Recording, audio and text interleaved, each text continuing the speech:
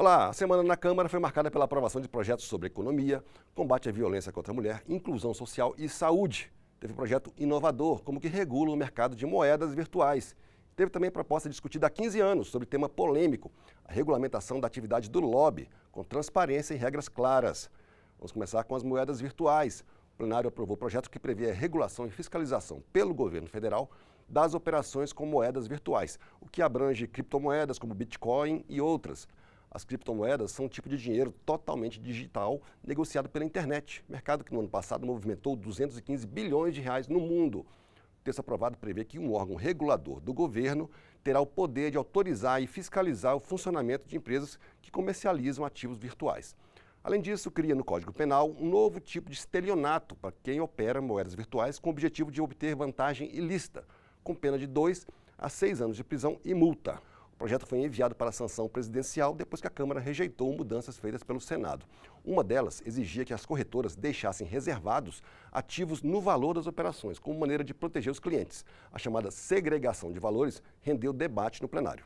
Tivemos há pouco tempo um grupo de investidores que teve ali 451 milhões de reais que foram apreendidos pela Justiça de São Paulo.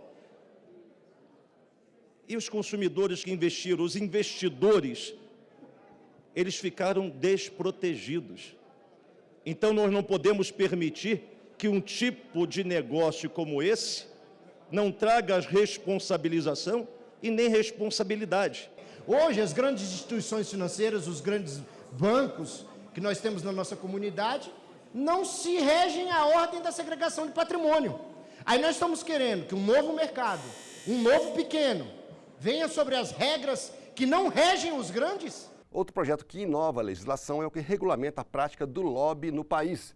Esse projeto está em discussão há 15 anos e já foi enviado para o Senado. O texto define o lobby como representação de interesses exercidos junto a agentes públicos dos 3 poderes e obriga transparência nessa relação. O texto considera o lobby um exercício legítimo, desde que não haja oferta de vantagens ilícitas, seja feito tudo às claras e seja dado o mesmo tratamento aos diversos segmentos interessados em determinado assunto. O projeto proíbe o exercício do lobby por qualquer agente público, a menos que isso seja feito depois de uma quarentena de 1 ano. Além disso, obriga a divulgação de audiências dos lobistas com agentes públicos, como ministros de Estado, comandantes das Forças Armadas, presidentes de autarquias e empresas estatais. A proposta foi considerada um avanço pela maioria dos deputados, mas também houve críticas em plenário.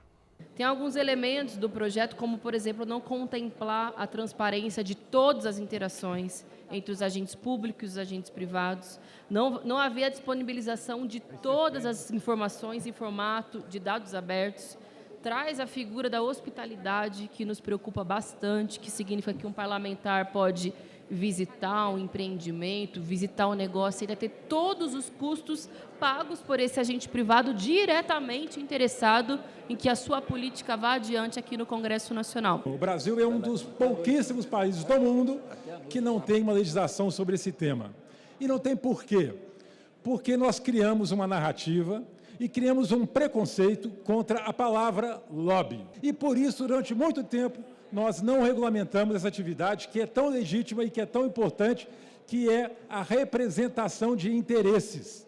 A representação de interesses é republicana, é democrática, é necessária. A Câmara também aprovou medida provisória que autoriza a atuação da iniciativa privada na pesquisa e lavra de minérios nucleares no país. A MP mantém o monopólio da estatal Indústrias Nucleares do Brasil, a INB, mas permite que ela contrate empresas para atuar não só na pesquisa e extração dos produtos, mas também no desenvolvimento tecnológico e no tratamento, enriquecimento, produção e comércio de materiais nucleares. O governo, ao editar a INP, argumentou que o objetivo é atrair investimentos privados para aumentar a produção de minerais como urânio, que disparou de preço no mercado internacional por conta da guerra na Ucrânia. O monopólio estatal do setor de minérios nucleares é garantido pela Constituição e a permissão de parcerias com a iniciativa privada foi criticada por parte da oposição em plenário, mas a maioria dos deputados apoiou a medida. Trata-se de uma medida francamente inconstitucional. Minério nuclear é monopólio do Estado brasileiro, não pode de forma alguma ser concedido à iniciativa privada qualquer direito de pesquisa, lavra, qualquer tipo de atuação nesse campo. Está preservada a soberania nacional, está preservada a relação, por mais que se abra ao setor privado que tem que haver necessidade do consórcio com a INB e que a INB é soberana nas decisões, ora proferidas por essa MP. O assunto agora é o combate à violência contra a mulher. Deputadas e deputados aprovaram um projeto que prevê funcionamento 24 horas para delegacias especializadas de atendimento à mulher.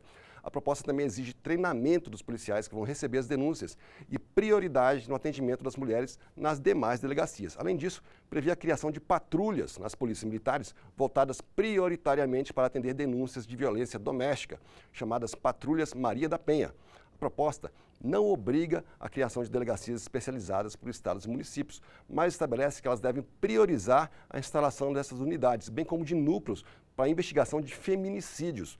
Para isso, podem usar recursos do Fundo Nacional de Segurança Pública. Esse atendimento ele vai ser priorizado, não só com 24 horas, mas que vão ser criados também mais DEANs, tanto nos estados quanto no município. Isso é fundamental. Nós estamos nos 21 dias de ativismo para que a gente possa combater a violência. A violência ela ocorre fisicamente, mas ela ocorre psicologicamente e ela ocorre politicamente. O plenário também aprovou o projeto que declara a engenheira e urbanista Carmen Portinho patrona do urbanismo no Brasil.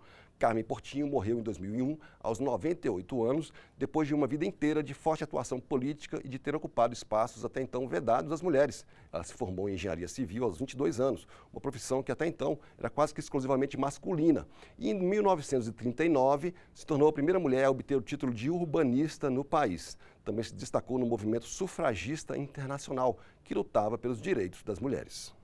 Carmen Portinho faz parte da história desse país como uma das primeiras sufragistas, uma das primeiras mulheres a defender o voto direto, para defender que mulheres pudessem ocupar espaço, que uma área que não era prevista quando ocupou sua função no departamento de obras. O chefe dela, pasmem, ele não acreditava que uma mulher pudesse ser engenheira e colocou logo como teste que ela, engenheira subordinada a ele, tivesse que consertar o para-raio, obrigando essa mulher como primeira tarefa a ter que subir no telhado. Não brigue com mulher. Ela aceitou o desafio. Vamos falar agora de inclusão e saúde. A Câmara aprovou o projeto que considera deficientes físicos quem tem surdez total em um ouvido, chamados deficientes auditivos unilaterais.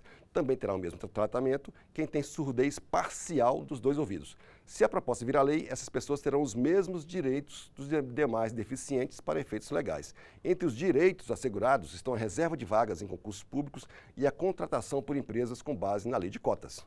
Esse PL 1361 de 2015 vai reconhecer os surdos unilaterais como deficientes, trazendo justiça para essas pessoas que sofrem limitações e dificuldades por não escutarem plenamente, levando mais cidadania e inclusão social para eles. Aprovar essa proposta, presidente, é de extrema importância. O plenário da Câmara também aprovou o projeto que prorroga a possibilidade de dedução do imposto de renda para quem fizer doações a 2 programas assistenciais, um deles voltados para pacientes com câncer e outro para pessoas com deficiência. O projeto permite as deduções nos casos de doações para o Programa Nacional de Apoio à Atenção Oncológica, o PRONON, e para o Programa Nacional de Apoio à Atenção da Saúde da Pessoa com Deficiência, o PRONAS. Os descontos no imposto de renda para doações aos 2 programas acabaram em 2020 para as pessoas físicas e no ano passado para as pessoas jurídicas. Com a aprovação do projeto, as deduções ficam prorrogadas até 2025 para pessoas físicas e até 2026 para as pessoas jurídicas.